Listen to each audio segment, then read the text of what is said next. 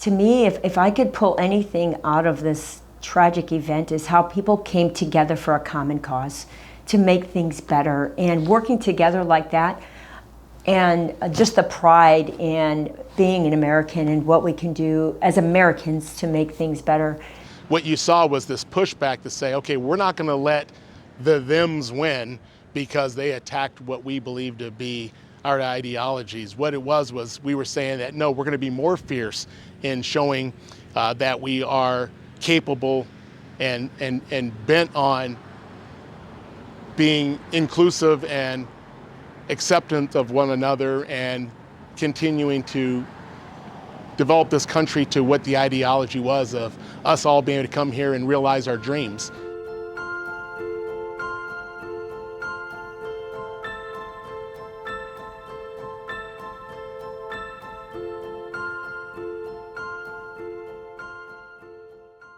It was interesting to see really everybody come together in the United States and kind of even around the world to a certain extent to support this rescue effort and the recovery, right? Because first it started off with the firefighters, the police officers, the paramedics, the EMTs, and then it rolled into the rescue crews, the volunteers that came to the scene that wanted to support the effort.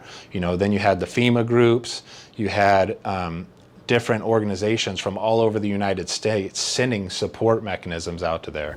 We were thinking, what can we do here? You know, is there anything? The public was starting to come, like, what can we do? How could we help? So that's when they started coming up with how to raise money for these folks. What can we do? And I know we're down in Orlando, and Sina Sunderhaas came up with the idea of selling t-shirts. There's other groups in the fire department that were selling t-shirts, and every single penny raised on these shirts was sent to the associations that were raising money for the families and for FDNY. We felt that here as well. We get thank yous from people every day on a regular basis, but it just seemed to be compounded at that time because everybody saw what was going on there, and everybody was thanking you even more so than normal for the things that we do. That probably helped us the most. I mean, is the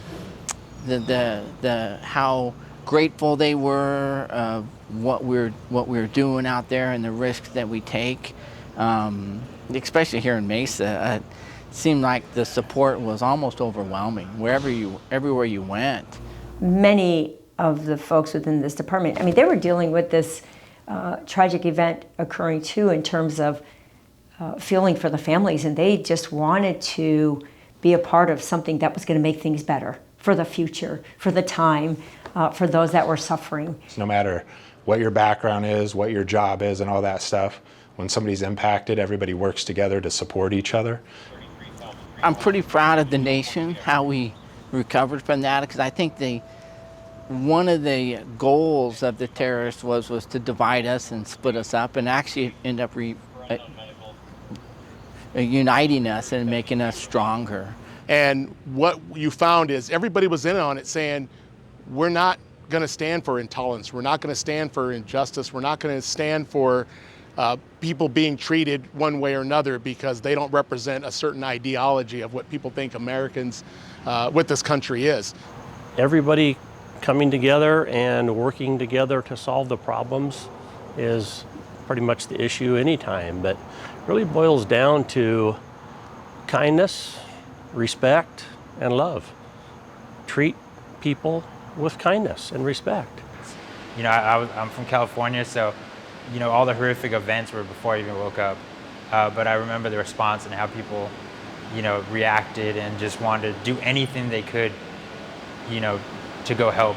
Like I know how bad it hurt my dad when they said, hey, you know, you have to stay. We have too many people, because all he wanted to do was be there to help. So those things really stick with me, and to pass that on to future generations, I think, is one of those important things.